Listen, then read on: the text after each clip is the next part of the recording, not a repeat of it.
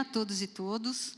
Eu quero parabenizar o W3C pela iniciativa, lembrando que o W3C é uma iniciativa do Comitê Gestor da Internet do Brasil e do NIC-BR, que têm sido responsáveis, desde a sua criação em 1995, né, pelo desenvolvimento seguro, sustentável da internet no Brasil, e não poderia estar dissociado da discussão da acessibilidade, que é, inclusive, como já foi dito aqui pela Simone, lei, e, portanto, as políticas públicas, a atuação de todos nós envolvidos com a internet, deve estar afinada com esse objetivo e que está totalmente de acordo com um dos objetivos principais do Tim Berners-Lee, quando desenvolveu a web, que é universalizar o acesso e garantir, então, igualdade de oportunidade para todos os possíveis e as pessoas que queiram acessar a internet com autonomia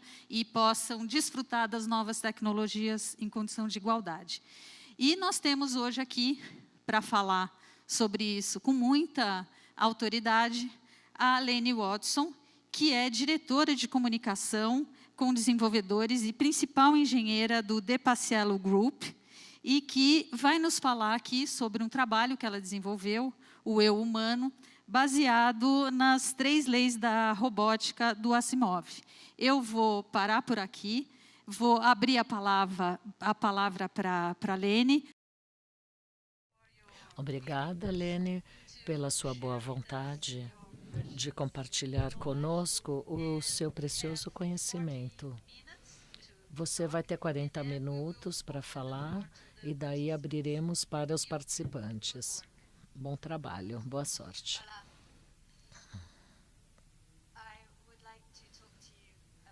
Eu gostaria hoje de falar com todos sobre ser humanos e especialmente um ser humano com uma deficiência, uma incapacidade nesse mundo da inteligência artificial e da tecnologia inteligente. Nós sonhamos há tempos sobre a inteligência artificial, sobre máquinas que sejam maiores ou mais capazes do que nós somos como humanos. Isso por muito tempo. Se voltarmos ao 3º século antes de Cristo, há um conceito como argonáutica que conta o conceito de Jason e dos argonautas. E em uma dessas histórias, eles vão para Creta e encontram uma grande estátua de bronze na ilha de Creta. E eles achavam que essas pessoas, criaturas, eram inimigos. Talvez essa seja uma das primeiras vezes que tenhamos pensado em inteligência artificial como sendo um protetor dos seres humanos, ou talvez até mesmo como uma arma. 8C é uma série de histórias conhecidas como metamorfoses, e algumas delas contam as histórias de Pigmaliões. Ele se apaixonou com essa estátua. Era uma estátua tão bonita, a estátua de uma mulher. Em última análise, a deusa Afrodite trouxe a vida dessa estátua. E o Pigmalião ficou se apaixonou e casou com ela, e pressupomos que eles viveram felizes para sempre. Essa foi uma das primeiras vezes que pensamos em inteligência artificial como um acompanhante da nossa vida de maneira positiva. Em 1818, Mary Shelley escreveu o romance Frankenstein, a respeito de um monstro sintético, uma forma sintética que veio à vida através da eletricidade. E com isso se deu a importância da eletricidade, tanto para seres humanos, tanto como para a criação da inteligência artificial, como uma forma de impulsionar o processo que passa por toda forma de pensamento e outras atividades que seres humanos e a inteligência artificial usa. Em 1872, um inglês escreveu um livro chamado Erewhon. Na verdade, ele falava sobre algo que já havia sido feito 10 anos antes.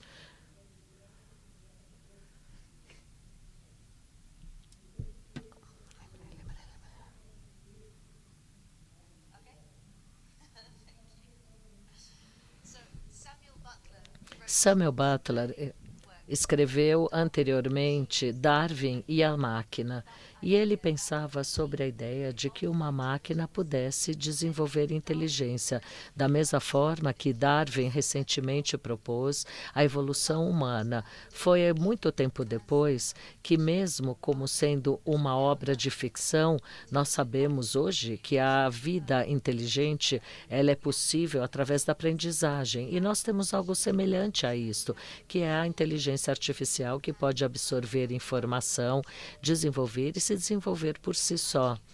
Em 1921, um escritor, Carl Peck, escreveu um livro chamado como os robôs universais, e ele foi apresentado, essa terminologia robô foi apresentado ao mundo em inglês como sendo a inteligência, por isso fica muito comum essa associação.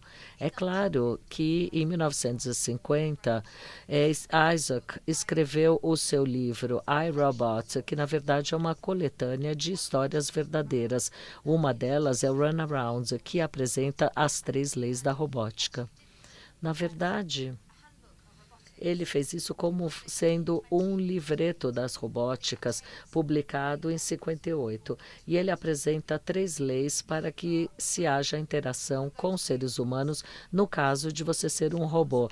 E eu usarei essas 3 leis para explicar essas ideias que estão por trás de ser humano, de ser um ser humano e lidar com a inteligência artificial. Ele fez um comentário muito interessante a respeito das 3 leis. Ele disse que essa era a única forma pela qual o ser humano poderia interagir com robôs, além de fazer qualquer outra coisa. Mas ao dizer isso, ele acabou se esquecendo que os seres humanos em si não são racionais. Não apenas os seres humanos não são sempre racionais, muito pelo contrário, somos realmente muito complicados. Os Homo sapiens, que é a forma humana que conhecemos, chegaram na nossa história em cerca de 300 mil anos atrás. Naquele momento, não nos reconhecíamos ainda como seres humanos, não desenvolvemos todas aquelas características que que são reconhecidas e nos seres de hoje. E só foi há milhões de anos atrás em que desenvolvemos aquilo que chamamos de modalidade comportamental. Aprendemos a trabalhar de maneira colaborativa em equipes. Nos tornamos criativos, nós temos pinturas nas cavernas e outras evidências que os seres humanos começaram a desenhar e a se comunicar através dessa arte. Começamos a pensar de forma abstrata ao invés de forma absoluta. E essa é a primeira vez em que os seres humanos realmente se tornaram aquilo que nós reconhecemos ser aquilo que somos hoje. A inteligência humana, por outro lado, consiste de uma série de fatores, e eu vou listar apenas 4 delas, que é o ver, ouvir, pensar e falar. Essas 4 cobram a maior parte daquilo que fazemos diariamente como seres humanos. Quando vemos, nós usamos em torno de 30% do nosso cérebro ao vermos as coisas. Realizamos um processamento visual o tempo todo. Nós temos um trabalho que vai da retina para o cérebro, em que há milhões de fibras que processam todos esses dados que passam pelo sistema do cérebro. Se ver não é uma coisa fácil, pense numa imagem que você vê na tela.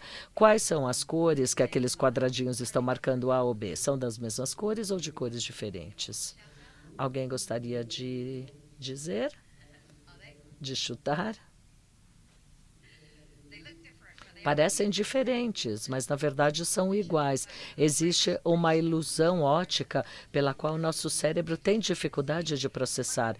Vejam a nossa visão. O nosso cérebro processa a informação e realiza muito trabalho de adivinhação. Há uma pesquisa feita há muitos anos agora em que eles perguntaram a uma pessoa para que usasse um par de óculos que virasse toda a sua visão de ponta cabeça.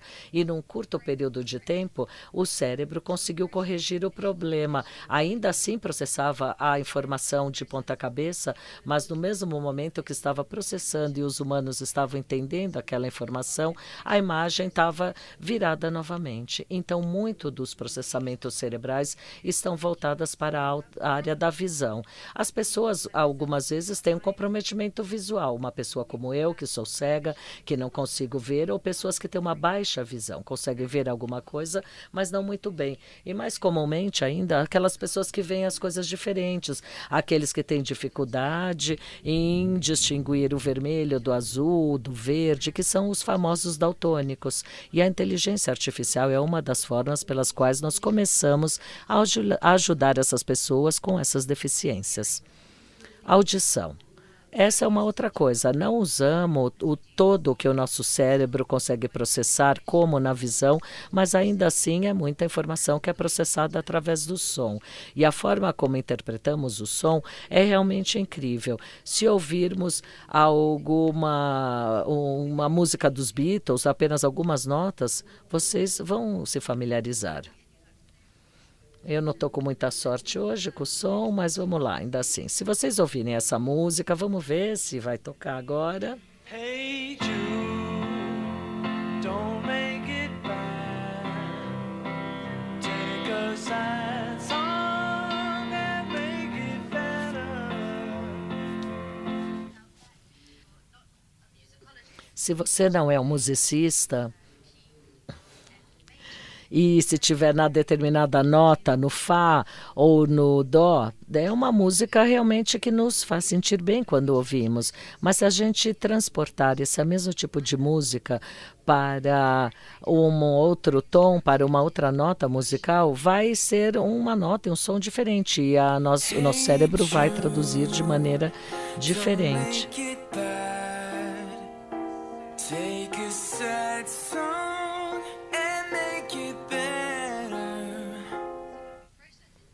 Ao processarmos informações, seja através da visão ou da audição, interpretamos, escolhemos buscar diferentes coisas que vamos ver ou ouvir. Algumas coisas que entendemos nos deixam felizes, outras mais tristes. E essa é uma característica super-humana. É algo que os humanos fazem com a informação recebida. Audição, é claro, é uma outra área em que os humanos têm dificuldades. Algumas pessoas são completamente surdos, audição zero, e também usam a linguagem de sinal, de Libras, não a língua falada daquele país no qual eles moram. Outras pessoas apenas têm dificuldade em ouvir parte da conversa e talvez precisem de mais volume na televisão ou precisam ouvir a música no volume mais alto do que outros, mas ainda assim isso pode ser bem difícil num ambiente ruidoso para conseguir uma boa comunicação quando você não ouve bem. Fala. A fala usa em torno de 50% da capacidade cerebral, porque estamos observando, ouvindo e, ao mesmo tempo, estamos formulando a nossa resposta àquilo que estamos ouvindo e vendo. Por isso, a fala exige muito da nossa potência cerebral. Se você acha que falar é fácil, pense, então, em algo super simples, como, por exemplo, a forma como nós nos cumprimentamos.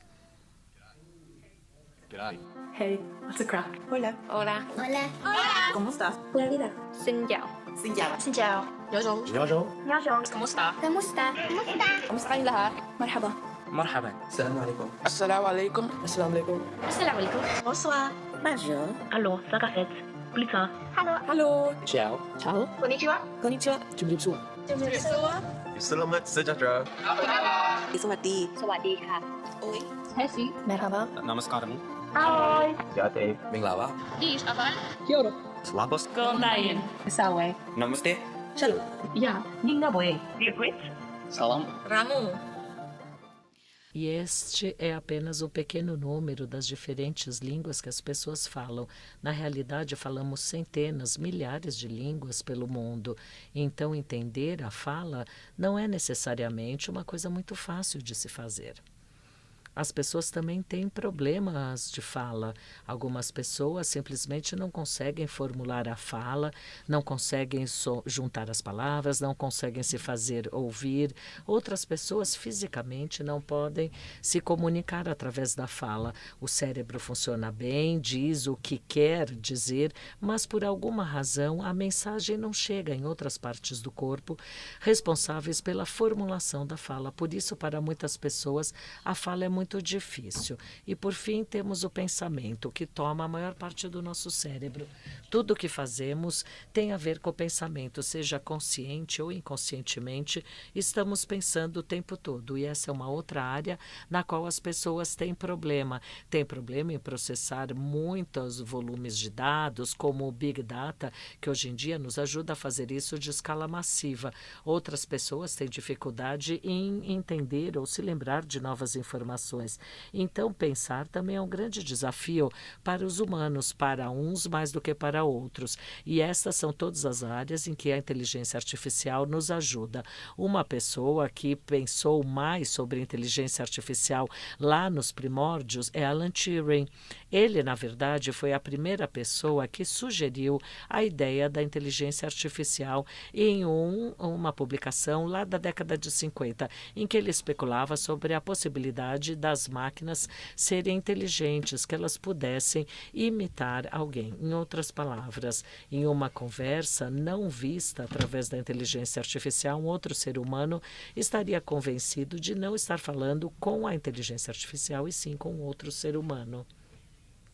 A disciplina da inteligência artificial não surgiu até 1960, 56 na verdade, quando houve uma conferência nos Estados Unidos. E a ideia por trás da conferência tinha a ver com essa proposta de que todas as características de aprendizagem pudessem ser descritas de uma forma tão precisa que uma máquina pudesse imitar. E com isso surgiu o nascimento da inteligência artificial que conhecemos hoje. E começamos a usar IA desde o início para solucionar alguns problemas dos humanos. Começamos a entender a visão, a capacidade da inteligência adquirir uma imagem, analisar e entender o seu conteúdo. Nós avaliamos a audição, a capacidade da inteligência artificial ouvir a fala de alguém ou de alguém que está se comunicando e traduzir isso em texto ou em qualquer outra forma de dados que possa ser reutilizado. A fala é a capacidade que a inteligência também tem de traduzir textos para outros dados, para algo que nós, seres humanos, possamos reconhecer como fala e assim poder responder. E é claro, toda essa coisa da inteligência artificial nada mais é do que pensar como pegar dados e traduzi-las, processá-las, analisá-las, entendê-las e comunicar os dados para fora, de forma que os humanos possam entendê-los. Assim, a nossa primeira lei da robótica, a robótica talvez não traga nenhum dano para outro ser humano. Há histórias assustadoras como a inteligência artificial vai ser o fim da raça humana e tudo isso. Mas quando falamos sobre acessibilidade e incapacidades, a inteligência artificial pode ser de muita, muita ajuda, mas isso só aconteceu muito recentemente. E em 76, estimava-se que para ter visão em tempo real, através do computador, levaria em torno de 1 milhão de instruções por segundo, 1000 MIBs, na verdade. Naquela época, o computador mais rápido apenas conseguia processar em torno de 80 a 130 MIBs. Não tínhamos aquela potência de processamento disponível para que isso acontecesse. Mas lá em 2011 já vemos simulações de visão assistida por computador e começamos a entender que levou em torno de 10 milhões de MIBs para conseguir criar algo que se aproximasse da visão humana, da visão real. Então, a potência de processamento para que tudo isso acontecesse é enorme. Na década de 80, Moravec descreveu o que é conhecido como hoje o paradoxo de Moravec. Ele descreveu que fazendo coisas que precisam de raciocínio de alto nível, como solucionar um problema de álgebra, por exemplo, ele não exige tanto pensamento, mas um raciocínio de baixo nível, como reconhecer uma imagem, exige muito mais potência cerebral do que imaginamos. Aparentemente não faz sentido, mas essa é a verdade. Se pegarmos algo simples, como uma cadeira, por exemplo, a da tela, ela tem 4 pés, é de madeira, tem um encosto. A maior parte das pessoas a reconheceriam como uma cadeira, certo? Identificar é fácil. Mas e essa cadeira aqui? Não parece como a primeira, né? Ela é feita de lona, é arredondada, não tem os pés e não está nem muito claro como que você se senta nessa cadeira, mas ainda assim é uma cadeira, não deixa de ser. E essa outra é uma outra cadeira que também podemos nos sentar, mas tem um formato completamente diferente. Não tem mais pés, nenhuma das características físicas parecem iguais às duas anteriores. Então, de repente, algo que nós podemos fazer como humanos facilmente é muito difícil quando temos que pensar em termos de regras. Se pegarmos as amostras dessas 3 imagens, quais outras regras usaríamos para descrever o que é uma cadeira? Em 2006, Eric Schmidt, do Google, foi o primeiro a falar sobre aquilo que nós chamamos hoje da nuvem, cloud. E com isso surgiu a possibilidade da potência elástica. Nós podemos processar o quanto quisermos e pela primeira vez nós podemos usar essa força de processamento massivo para fazer a inteligência artificial funcionar de maneira real para nós humanos. Em 2016, o Facebook apresentou a seu reconhecimento de imagem. Até aquele momento, se você não enxergava, tinha um comprometimento visual e alguém postasse uma foto no Facebook, você não tinha a menor ideia do que se tratava, nenhuma informação sobre a foto. Mas agora, com essa característica de reconhecimento de imagem, toda vez que alguém posta uma foto no Face, ela é automaticamente descrita. Tipo, a descrição não é muito boa, mas também não é tão ruim. Vai falar, olha, uma pessoa que está com um cabelo colorido, que é muito melhor do que a informação que eu não tinha antes, né? E com o tempo, é claro, isso vai se aprimorar. Então, pela primeira vez, os cegos podem se engajar com o Facebook de uma forma muito mais igualitária, graças à inteligência artificial. E as coisas estão acontecendo rapidamente desde então. O Microsoft tem um aplicativo chamado Seeing AI, que realmente é um software impressionante para alguém que tem comprometimento visual. Seeing AI é um processo da Microsoft para pessoas com comprometimento auditivo. Ele realmente melhora o mundo dessas pessoas, tornando o mundo visual para uma experiência auditiva. Coloque a tua câmera, selecione o canal e ouça a descrição. A Jane está à direita, a 100 metros de distância. Inclui a emoção. 28, mulher usando óculos, parece feliz. E lê o texto em voz alta. Como, por exemplo, o remetente de um envelope. Ou ainda escaneia e lê documentos, como livros e cartas. O aplicativo te guia e reconhece o texto e diz qual é o formato do texto. Ao pagar à vista, o aplicativo identifica qual é a moeda. Quando você está buscando algo numa loja, use o scan de código de barra para te ajudar a encontrar aquilo que você está buscando. Quando disponível, você adiciona-se o detalhamento do produto e mesmo descrição de imagens em outros aplicativos, como o Twitter, que importa para o AI visual. E, por fim, explore as nossas funções, como a descrição de fotos, para que a pessoa tenha uma ideia melhor do futuro. Experiencie o mundo real através do aplicativo Seeing AI da Microsoft. E como uma pessoa cega, é muito difícil explicar para vocês como é demais esse aplicativo. É um aplicativo gratuito. Isso é demais para alguém que é cego. E há tantas coisas acontecendo, diferentes formas de reconhecimento de imagem, seja de uma moeda, de uma cor, ou mesmo de um texto, ou de uma escrita, lidando com diferentes dados para que isso aconteça. O scan de código de barras. Este é um aplicativo que funciona, eu acho, em 70 países com diferentes idiomas. Há dados ali para todos os alimentos comuns que você pode comprar no supermercado para cada um desses países. Muitos dados. E pela primeira vez, graças a tudo isso, é possível, se você for cego, fazer tantas coisas diferentes, ser mais independente financeiramente quando você está fazendo compras, ao reconhecer uma moeda e estar numa sala sentada e saber o que tem ao meu redor. Se eu apontar o telefone ao meu redor e eu tirar uma foto, eu vou receber uma descrição daquilo que está do outro lado da rua ou do outro lado da janela, tudo isso graças à inteligência artificial. E a Apple deu um passo além, introduziu o Apple Face ID com seu iPhone. E ao fazê-lo, eles criaram algo que foi para uso de mainstream, mas ainda assim apresenta muitos benefícios para pessoas com comprometimento visual.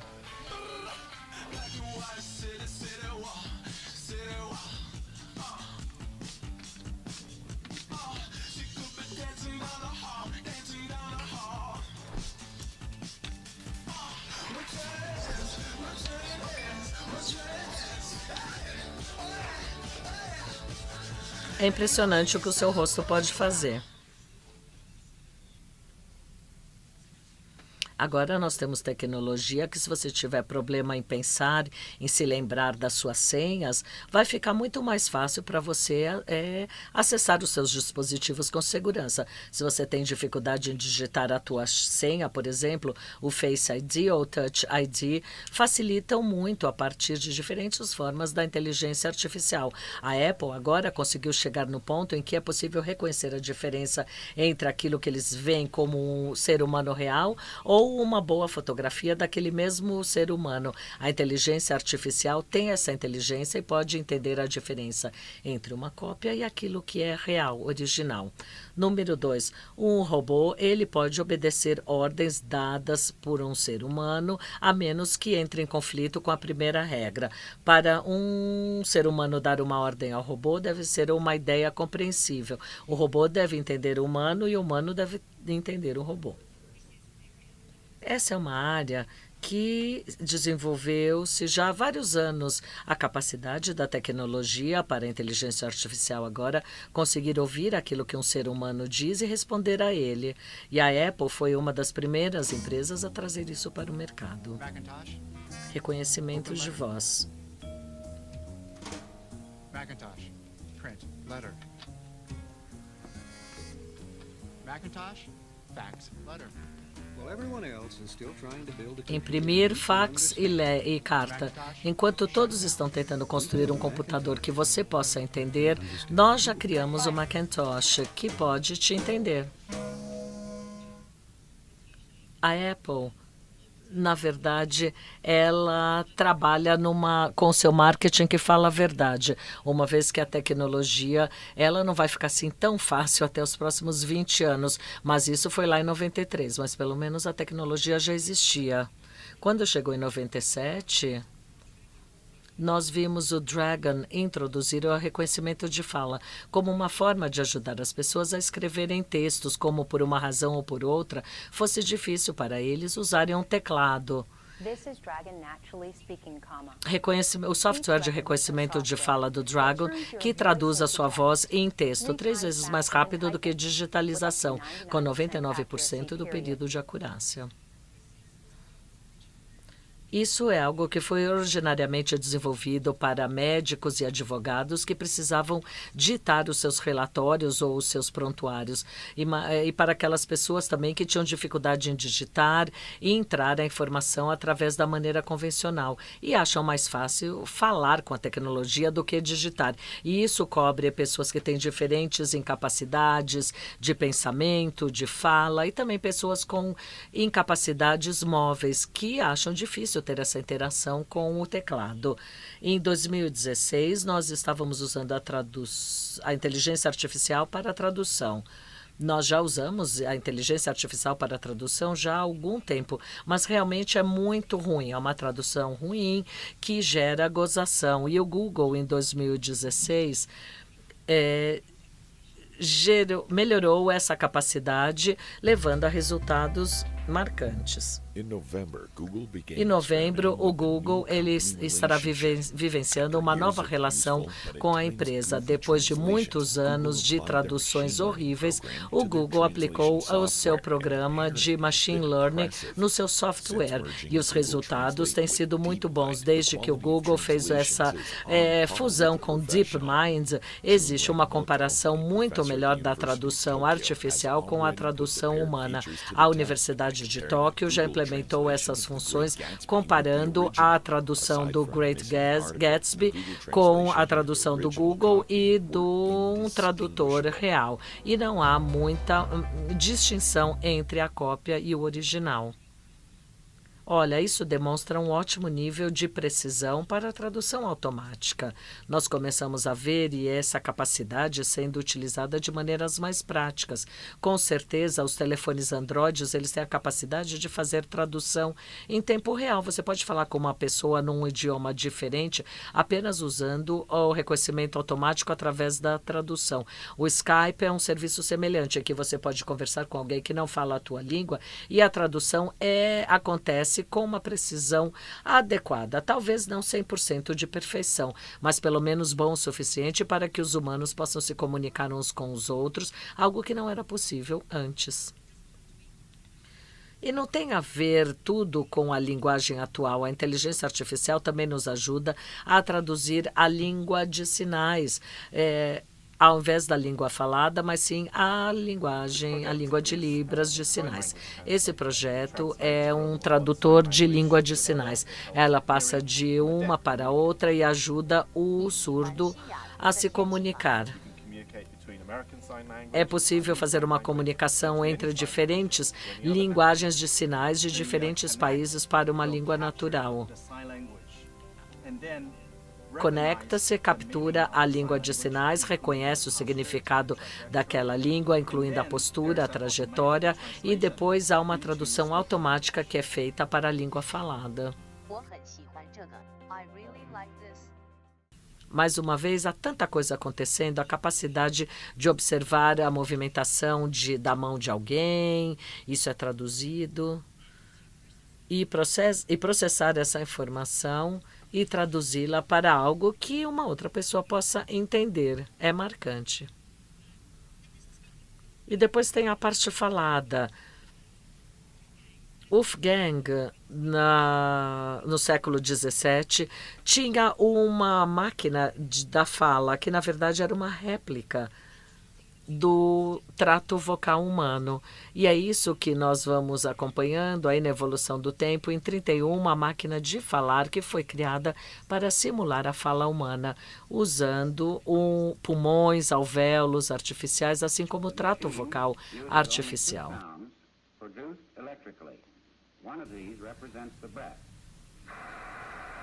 Um desses sistemas representa a respiração. A vibração das pregas vocais são representadas aqui. Não há registro fonográfico ou nada dessa fonte, apenas circuitos elétricos que são utilizados nos telefones também. Diga que você me viu sem qualquer expressão. Agora diga essa mesma pergunta com mais expressão. Quem te viu? Quem que ela viu? Ela me viu? Ela te viu ou te ouviu? Ela me viu. Um dos primeiros exemplos de sistema robótico conseguir ser apresentado foi lá na década de 60, em que o computador Daisy Bell foi apresentado nos laboratórios Bell.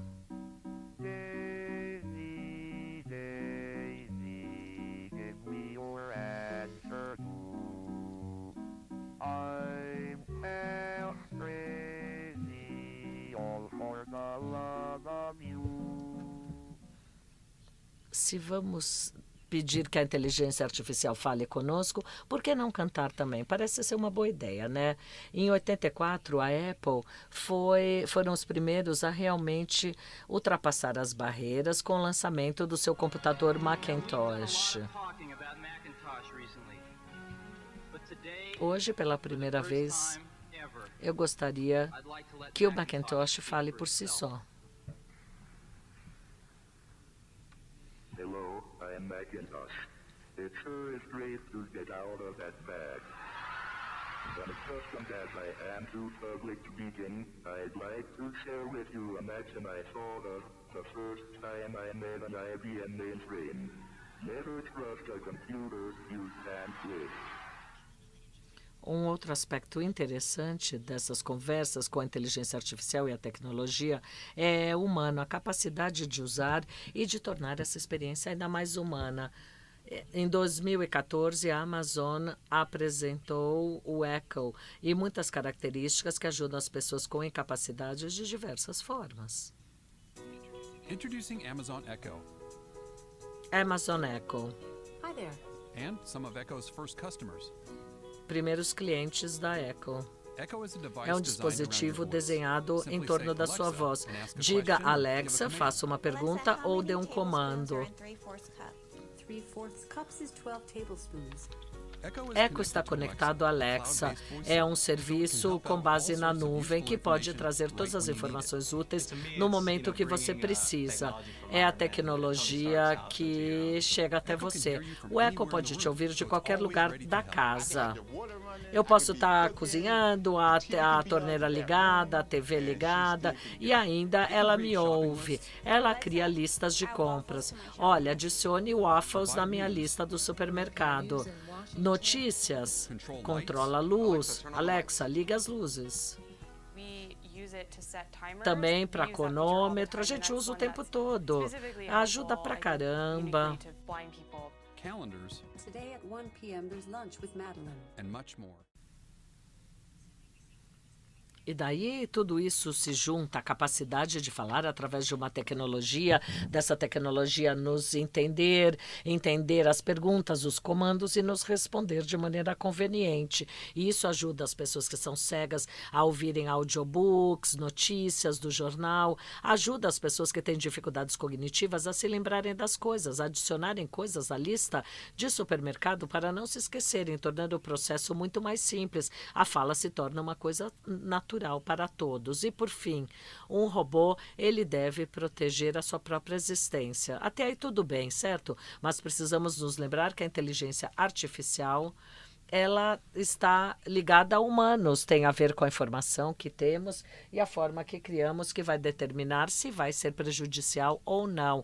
Em 2013, a IBM Watson passou através de um processo do Urban Dictionary. Eles queriam que soasse mais natural na conversa. E o que aconteceu? A inteligência artificial começou a xingar muito. E eles tiveram que mudar esse dicionário urbano para que ele deixasse de ser tão mal educado.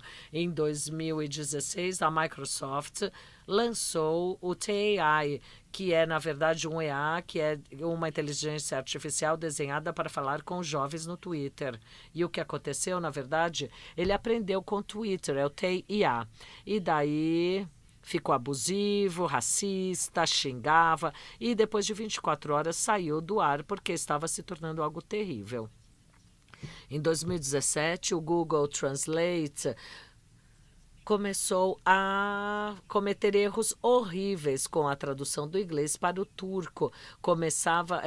Usava os pronomes errados. E daí o que acontecia? Quando ele traduzia um texto sobre posições de trabalhos que as pessoas faziam, implicava-se que as mulheres faziam trabalhos que não necessitavam de qualquer habilidade de inteligência, enquanto que os homens eram aqueles que faziam o trabalho do pensamento inteligente.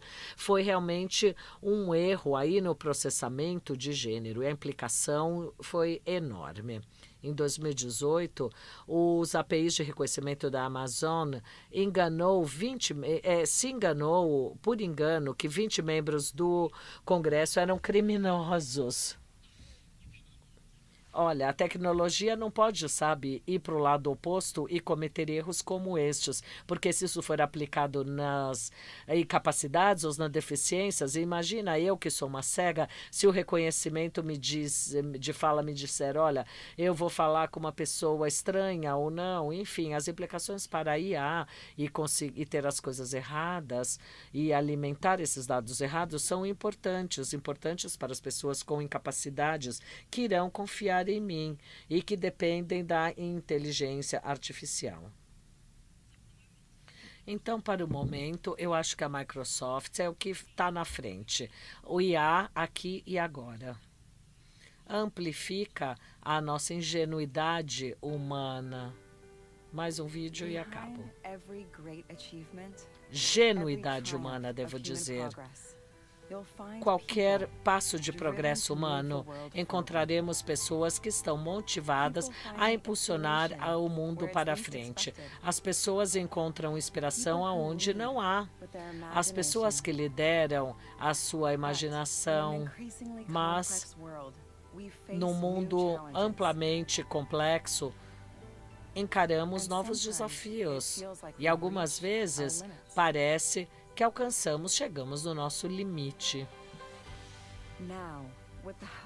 Agora, com a ajuda da tecnologia inteligente, podemos alcançar mais.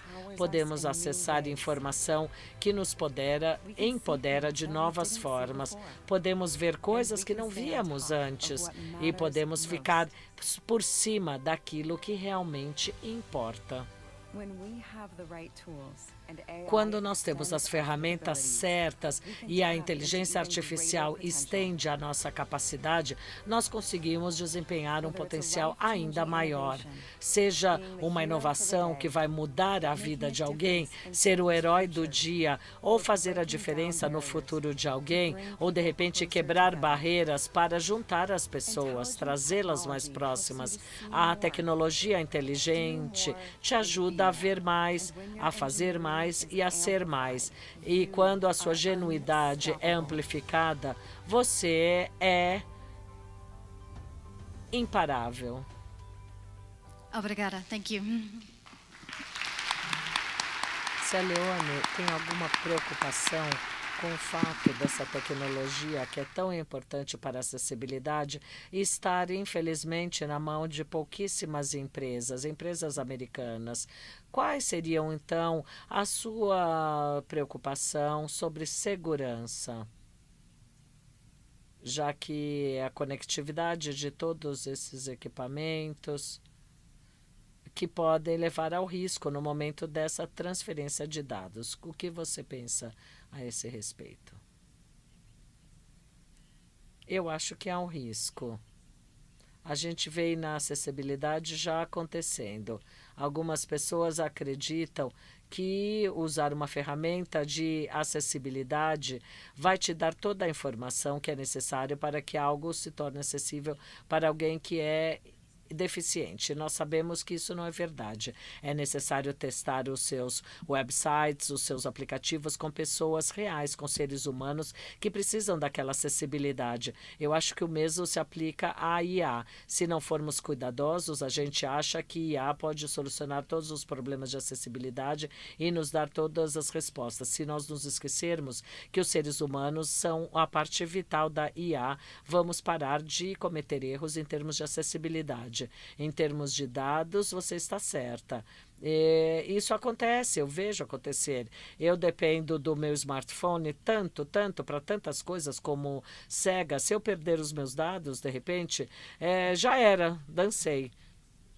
E é assustador o que você vai fazer, de repente, se a tecnologia da qual você confia para te levar até seu destino final, ou que vai te ajudar a entender alguém que não fala a tua língua, isso realmente é uma grande preocupação e precisamos pensar em tudo isso, porque estamos nos tornando cada vez mais dependentes dessa tecnologia. Alguém? Pronto, a primeira pergunta aqui. Entrei na fila, né? Oi, Leone, é o Reinaldo aqui do seu web. Eu queria saber como você vem percebendo a evolução da compreensão dessas aplicações de inteligência artificial, porque, por um lado, você mostrou que o Google já consegue reconhecer imagens e coisas até mais complexas, mas coisas simples ainda têm uma certa dificuldade, como, por exemplo, a tradução ainda de português de contra filé, ele traduz para against beef e não sirloin steak. Então, são coisas simples que ainda acho que falta um pouco de semântica em cima do conteúdo. Eu queria ver um pouco contigo o que você acha e como você percebe essa evolução. Eu acho que estamos progredindo. Já há algum tempo nós não tínhamos acesso a nada dessas coisas.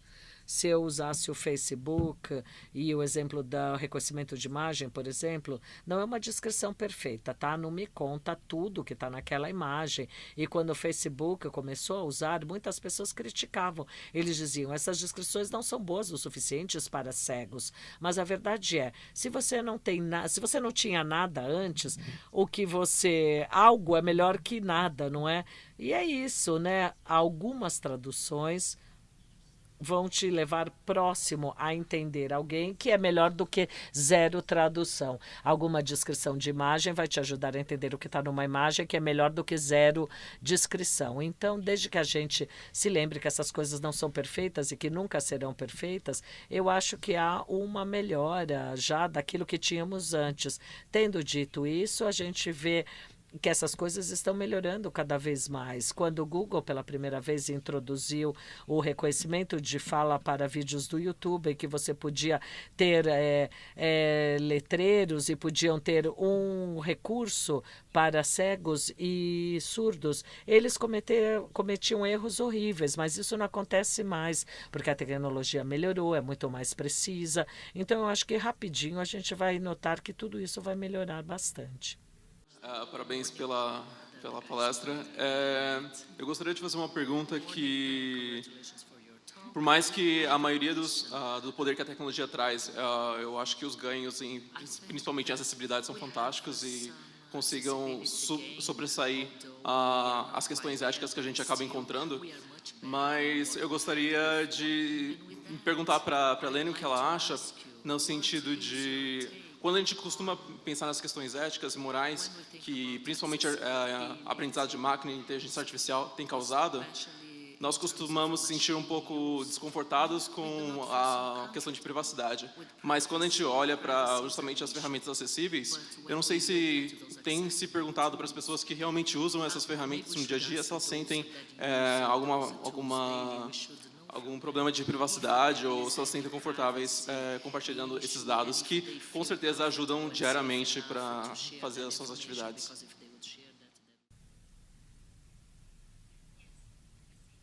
Sim, privacidade é importante. Eu acho que você está certo. Nós precisamos perguntar aos usuários se eles estão felizes em compartilhar as suas informações. Eu mencionei esse aplicativo porque, por mim, tudo bem. Eu gosto de compartilhar a informação que eu tenho, porque eu recebo em retorno, é aceitável, é valioso para mim. E a informação que eu tenho a passar não é assim tão pessoal. Mas há outras situações em que eu não quero fazer as coisas utilizando IA com tecnologias semelhantes, porque o que exige-se dos meus dados pessoais, muitas vezes é um pouco demais para colocar nas mãos de alguém que eu não conheço, que eu nunca me encontrei. Então, a gente precisa manter a privacidade e a segurança, porque compartilhamento de informações e passar adiante informações pessoais é apenas uma parte disso. Se a gente conseguir garantir que essa informação vai se manter segura, daí talvez a gente tenha uma maior chance de compartilhá-las. Então, eu acho que as coisas trabalham lado a lado, privacidade e segurança e acessibilidade. Oi, bom dia. Meu nome é Felipe. Eu sou cego também. Antes da minha pergunta, um contexto. Aqui no Brasil a tecnologia chega, só que para mim a necessidade chega de forma atrasada e também cara. Por exemplo, a minha necessidade foi ter um iPhone. Os 2 últimos que eu tive é quase o valor de um carro aqui no Brasil. E a dificuldade da ciência, da tecnologia em avançar, a gente sabe que é muito grande. Mas a nossa dificuldade em acessar essa tecnologia é tão grande quanto. Dentro desse pensamento, né, da acessibilidade, existem alguns movimentos que tornam a acessibilidade acessível para terceiro mundo? Muito bom o seu comentário. E eu acho que a resposta é sim.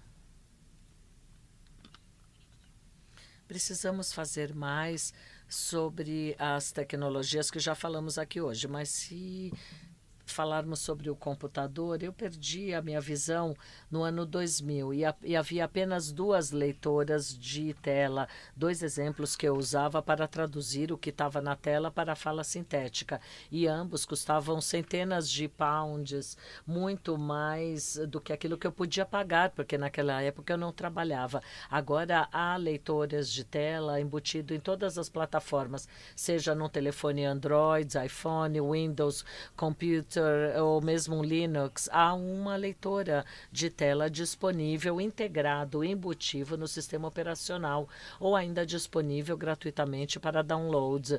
Eu acho que já estamos vendo essas mudanças acontecerem nos computadores de mesa, laptop, e vamos ver isso acontecer também e ver essas mudanças nos smartphones também. E eu tenho muita confiança em falar isso, porque nós já vimos smartphones mudarem, como as coisas funcionam, mesmo em países que têm acesso à tecnologia de maneira mais rápida. Os aplicativos que você pode ter no teu telefone, que vão reconhecer texto e vão ler para você se você for cego, eles custam centenas de libras esterlinas, mas agora você consegue gratuitamente no teu telefone. Então, eu acho que é um movimento em toda a indústria para tornar a tecnologia em si mais acessível. Nós temos ainda um longo caminho a percorrer, a coisa precisa melhorar ainda bastante, mas eu acho que realmente, se continuar como está indo, vai melhorar ainda mais. Pela palestra, por compartilhar com a gente todo esse conhecimento. E agradecer e encerrar por aqui. A gente agora vai para o almoço, né? Não? Tem mais uma palestra agora. Fiquem por aqui. E depois a gente vai para o almoço. Muito obrigada pela atenção de todos. E obrigada de novo a Leone. Obrigada. Thank you.